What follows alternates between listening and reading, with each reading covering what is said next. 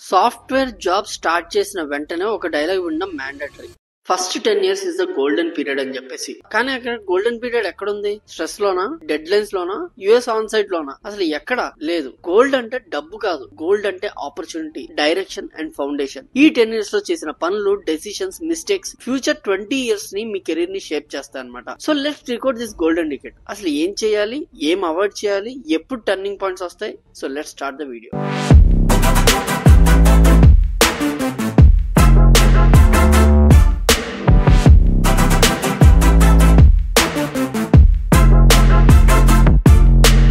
ఈ ఫేజ్ లో మనకి 3 థింగ్స్ అనేవి పీక్ లో ఉంటాయి. లర్నింగ్ కెపాసిటీ ఎక్కువ ఉంటుంది, new technologies, tools, teams, methods observe చేయడం అనేది మనకి ఈజీ అయిపోతుంది. మైండ్ సెట్ కూడా ఓపెన్ గా ఉంటుంది. ఫ్యామిలీ ప్రెషర్స్ ఆబ్వియస్ గా తక్కువ ఉంటాయి, ఎందుకంటే అప్పుడే కాలేజ్ నుంచి వస్తుంటాము, లేదా రీసెంట్ గా జాబ్ వచ్చి ఉంటది. పెళ్లి, పిల్లలు ఇలాంటి ఏమి మైండ్ సెట్ ఉండదు. పేరెంట్స్ కూడా మంచిగా జాబ్ చేసుకోమని చెప్తుంటారు. సో రిస్క్ ఫ్రీ అనమాట. సో రిస్క్ తీసుకునే అబిలిటీ ఎక్కువ ఉంటుంది for most of the people. అందరికని నేను చెప్పను, కొంతమందికి స్టార్టింగ్ నుంచి వాళ్ళ కష్టాలే ఉంటాయి. సో వాళ్ళ గురించి నేను మాట్లాడలేదు. సెకండ్ వచ్చేసి రెస్పాన్సిబిలిటీస్ తక్కువ ఉంటాయి. ఆబ్వియస్ గా మీకు తెలిసిందే, మ్యారేజ్, కిడ్స్, ఈఎంఐ బడ్డలు లేకపోతే మనం కెరీర్ మీద ఫుల్ ఫోకస్ పెట్టగలం. ఇన్ని అడ్వాంటేజెస్ ఉన్న మూమెంట్స్ లైఫ్ లో మళ్ళీ రాదు. సో ఈ ఫస్ట్ 10 years లోనే వస్తుంది. సో ఈ 10 years ని సెన్సిబుల్ గా, స్ట్రాటజిక్ గా మనం యూజ్ చేసుకోవాలి. ఈ టైంలో మనం కన్ఫ్యూజ్ అవుతూ ఉంటాం. ఫ్రంట్ ఎండ్ నేర్చుకుంటానా, బ్యాక్ ఎండ్ నేర్చుకుంటానా, టెస్టింగ్ నేర్చుకోవాలా, డెవాప్స్ నేర్చుకోవాలా అని చెప్పేసి. కానీ ఏం వచ్చేసి స్ట్రాంగ్ టెక్ బేస్, వన్ ఏరియాలో డీప్ గా నేర్చుకోవాలి. ప్రాబ్లమ్ సాల్వింగ్ మైండ్ సెట్ తో కోడింగ్ కాకపోయినా లాజిక్, ప్రాసెస్, ఫ్లో, డీబగ్గింగ్ చూడటం అయితే నేర్చుకోవాలి. కమ్యూనికేషన్, స్టాండప్ మీటింగ్స్ లో సైలెంట్ గా ఉండకుండా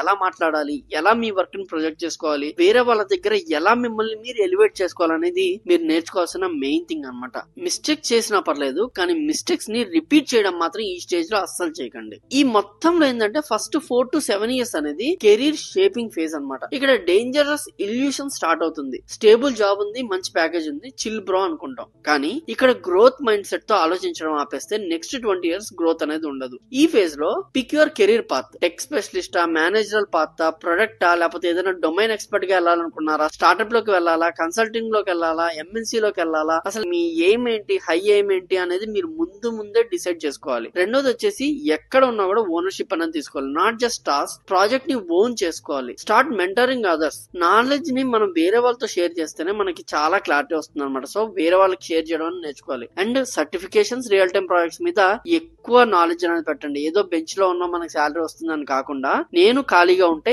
ఎలాంటి సర్టిఫికేషన్స్ చేయాలి, ఎలాంటి కోర్స్ నేర్చుకోవాలి, ఎలా అప్ స్కిల్ అవ్వాలి, ఎలా ప్రాక్టికల్ గా రియల్ టైమ్ ప్రాజెక్ట్స్ బిల్డ్ చేయాలనేది నేర్చుకోవాలి. ఇప్పుడే బేస్ పడితే తర్వాత సేఫ్ సైడ్ లో ఉంటారనమాట. ప్రమోషన్స్ కి ఎక్కువ ఛాన్సెస్ కూడా ఉంటాయి. తర్వాత వచ్చేసి 8 to 10 years ఆఫ్ పీరియడ్. ఇక్కడ ప్రమోషన్ స్టార్ట్ అవుతాయి, టీఎల్, మేనేజర్ రోల్స్ వచ్చేస్తుంటాయి. కానీ క్వశ్చన్ వచ్చేసి నాకు గ్రోత్ వచ్చిందా లేదా రోల్ చేంజ్ అయిందా అనేది. ఈ ఫేజ్ లో లీడర్షిప్ అండ్ పీపుల్ స్కిల్స్ అనేవి మీకు వస్తుంటాయి. క్లయింట్ హ్యాండిల్ చేయడము, కాన్ఫ్లిక్ట్ రిజాల్వ్ చేయడము, జూనియర్స్ ని ట్రైన్ చేయడం, ఇవన్నీ కూడా మీరు నేర్చుకుంటారనమాట. ఇవన్నీ కూడా మీరు రెస్పాన్సిబుల్ గా తీసుకోవాలి. అండ్ మిమ్మల్ని మీరు ఒక వైటల్ రిసోర్స్ గా మేనేజ్మెంట్ కి ప్రూవ్ చేసుకోవాలి. తర్వాత వచ్చేసి project goal, client requirements, time line impacts, ఇవన్నీ కూడా మీరు బిజినెస్ సైడ్ నుంచి అర్థం చేసుకోవాలి. అంటే యాజ్ ఎ ఎంప్లాయీ మీరు ఆలోచించడం అనేది తగ్గించేయాలి. తర్వాత వచ్చేసి విజిబిలిటీ క్రియేట్ చేయాలి. మీరు ఏం చేసినా 10 మందికి తెలియాలి. ఏం వర్క్ చేసినా కూడా దాని విజిబిలిటీ అనేది అందరికీ తెలియాలి. లింక్డ్ ఇన్ లో కంటెంట్ షేర్ చేయడము, నాలెడ్జ్ సెషన్స్ ఇవ్వడం, కమ్యూనిటీస్ లో జాయిన్ అవడము, మీ ఆఫీస్ లో ఏదైనా కమ్యూనిటీస్ ఉంటే దాంట్లో యాక్టివ్ గా పార్టిసిపేట్, ఇవన్నీ కూడా చేయాలి. సో ఒక్కసారి సమ్మరీ చేస్తాను. ఫస్ట్ 0 to 3 years అయితే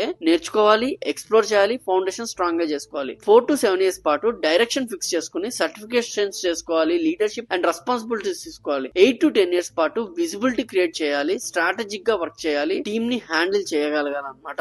జస్ట్ వర్క్ చేస్తూ ప్రమోషన్స్ వస్తాయని వెయిట్ చేస్తే అవి ఖచ్చితంగా రావు. Don't be stuck in comfort zone. Feedback అనేది ఎప్పుడు అవాయిడ్ చేయకండి. వేరే వాళ్ళు మీ దాంట్లో ఏదైనా తప్పులు ఎదుగుతే దాన్ని మీరు మనసుకు తీసుకుని బాధపడకండి. దాన్ని ఇంకా ఎలాగ మనం రిజాల్వ్ చేసుకోవాలని చూడండి. Don't ignore industry trends. వాటిని అడాప్ట్ చేసుకోకపోతే మనం సర్వైవ్ అవ్వలేం. ఇక్కడ మీకు ఒక ఎగ్జాంపుల్ చెప్తాను అనమాట. నా ఫ్రెండ్ రీసెంట్ గా వంశీకృష్ణ, మాది బీటెక్ అయిపోయింది 2016 లో. అంటే అప్రాక్సిమేట్ గా మాకు ఇప్పుడు ఒక 9 years ఆఫ్ ఎక్స్పీరియన్స్ అయితే ఉంది. సో ఈ 9 years లో ఈ రోజు తనకి రీసెంట్ గా ఒక 2 to 3 days బ్యాక్ IBM లో 70 lakhs ప్యాకేజ్ అనేది వచ్చింది అనమాట. సో తన డీకోడ్ చూసుకుంటే, అంటే తను మా కాలేజ్ లో టాపర్ టాపర్. అండ్ రీసెంట్ గా కూడా మా ఫ్రెండ్స్ అందరూ 9 years ఎక్స్పీరియన్స్ ఉన్న వాళ్ళకి 30, 40, 50 LPA దాకా ప్యాకేజ్ అయితే వచ్చేసాయి. And they are working in different places, Chennai అని, బెంగళూరు అని, ముంబై అని. బట్ తను టాపర్ కాబట్టి వంశీకృష్ణకి రీసెంట్ గా తనకి 70 lakhs ప్యాకేజ్ అనేది IBM లో వచ్చింది. కానీ తను ఏం చేశాడు అంటే ఫస్ట్ ఇనిషియల్ గా తను ఒక స్టెప్ వేసాడు. తను TCS లో జాయిన్ అయ్యాడు. TCS లో జాయిన్ అయిన తర్వాత తనకు ఒక సపోర్ట్ ప్రాజెక్ట్ వచ్చింది. సపోర్ట్ ప్రాజెక్ట్ నుంచి తనని తను ప్రూవ్ చేసుకుని మెల్లిగా డెవలప్మెంట్ లోకి వెళ్ళాడు. అలా TCS లో 3 years పాటు వర్క్ చేసి, TCS లో ఒకప్పుడు ఏంటి అంటే ఇంత వర్క్ హెక్టిక్ అనేది ఉండేది కాదు. సో అప్ స్కిల్ అవడం చేశాడు. ఆల్మోస్ట్ 3 years లో తను 2 years పాటు బెంచ్ లోనే ఉన్నాడు. 1 year పాటు ఒక 2 projects లో ఇన్వాల్వ్ అయి ఉన్నాడు. ఆ ప్రాజెక్ట్ ఎక్స్పీరియన్స్ యూజ్ చేసుకుని తను జావా సైడ్ కెరీర్ బిల్డ్ చేసుకున్నాడు. తను జావా సైడ్ కెరీర్ ఎందుకు బిల్డ్ చేసుకున్నాడు అంటే తను చేసిన 2 projects కూడా జావాలో ఇన్వాల్వ్ అయినాయి. అలాగే మీరు చేసిన ఫస్ట్ 2 projects లో ఏ డొమైన్, ఏ టెక్ ఇన్వాల్వ్ అయిందో దాంట్లో ఇంట్రెస్ట్ ఉంటే దానిలో వెళ్ళండి. లేదు నాకు ఏది ఇంట్రెస్ట్ రాలేదు, సపోర్ట్ ప్రాజెక్ట్ వచ్చింది, లేకపోతే నాకు అసలు బెంచ్ మీద ఉన్న నా దగ్గర ఏమీ లేదంటే ట్రెండింగ్ టెక్నాలజీ అంటే డెవాప్స్, డేటా అనలిటిక్స్, లేకపోతే డేటా ఇంజనీర్, లేకపోతే టెస్టింగ్, ఏదైనా మీకేది ఇంట్రెస్ట్, బయట మార్కెట్ ఏం డిమాండ్ చేస్తున్న దాని సైడ్ వెళ్ళిపోవాలి. తర్వాత ఏం చేయాలంటే నెక్స్ట్ 3 years TCS లో వర్క్ చేశాడు కదా, అది ఒక MNC. సో MNC లో వర్క్ చేసిన తర్వాత తను మెల్లిగా స్టార్ట్అప్ సైడ్ వెళ్ళాడు. స్టార్ట్అప్స్ అంటే మిడ్ రేంజ్ స్టార్ట్అప్స్. చాలా మంది ఇక్కడ నన్ను అడిగే క్వశ్చన్, స్టార్ట్అప్స్ అనగానే పెద్దగా సాలరీస్ ఇవ్వరు కదా అంటారు. స్టార్ట్అప్స్ 2 రకాలు భయ్యా. మిడ్ రేంజ్ స్టార్ట్అప్స్ కి ఫండింగ్ వచ్చి ఉంటది, వెంచర్ క్యాపిటలిస్ట్ వెనకాల ఉంటారు, కొన్ని కోట్ల ఫండింగ్ వస్తుంది. వాళ్ళందరూ కూడా బూట్ స్టాప్ మోడ్ లో ఉంటారు. చాలా మంది స్టార్ట్అప్స్ లో 70 లక్షలు 80 లక్షలు ఇచ్చేవాళ్ళు అనుకుంటారు. కానీ ఒక్కసారి DLF ఆఫీస్ దగ్గరికి వెళ్తే మిడ్ రేంజ్ స్టార్ట్అప్ వాల్యూ ఏంటో మీకు తెలుస్తుంది. DLF సర్కిల్ ఉంది కదా మనకి, అలాంటి ఆఫీస్ లో అప్రాక్సిమేట్లీ మీకు 7 to 8 స్టార్ట్అప్స్ కనిపిస్తాయి. And each of them revenue వచ్చేసి 1500 crores 1600 crores రెవెన్యూ బిల్డ్ చేస్తుంటారు. అండ్ వాళ్ళ ఎంప్లాయీస్ కి అప్రాక్సిమేట్లీ 20 to 30 lakhs ప్యాకేజ్ ఇస్తుంటారు. And they will be hiring from Tier 1, Tier 2 colleges. కానీ ఎప్పుడైతే ఎక్స్పీరియన్స్ వచ్చిందో అలాంటి మిడ్ రేంజ్ స్టార్ట్అప్స్ మీకు ఆపర్చునిటీస్ ఇస్తాయి. సో మా వంశీకృష్ణ కూడా తను ఎప్పుడైతే TCS లో చేరారో 3 years లో మీకు తెలిసిందే TCS లో వచ్చే హైక్ ఎంతో. ఆ తర్వాత తను డబల్ హైక్ తో స్టార్ట్అప్ లోకి వెళ్ళాడు. అండ్ అప్రాక్సిమేట్లీ 12 LPA తో అక్కడ స్టార్ట్ చేశాడు. 12 LPA తో స్టార్ట్ చేసిన తర్వాత అక్కడ మళ్ళీ 3 years వర్క్ చేశాడు. ఆ 3 years లో తన హైక్స్ తీసుకుంటూ తీసుకొచ్చింది 22 LPA దాకా వచ్చాడు. అండ్ రీసెంట్ గా ఇంకొకటి ADP లో చేశాడు. అక్కడికి ఆల్మోస్ట్ 100% హైక్ తో వెళ్ళాడు. సో అక్కడికి వెళ్ళిన తర్వాత ఇప్పుడు రీసెంట్ గా IBM లో is getting approximately 50 lakhs package and 20 lakhs stocks తనకిచ్చి టోటల్ గా 70 LPA అయితే ఆఫర్ చేశారనమాట. సో ఈ రకంగా శాలరీస్ అనేది గ్రో అవుతాయి. కానీ ఏంటంటే స్ట్రాటజీ ఏంటి ఇవన్నీ చూసుకోవాలి. అండ్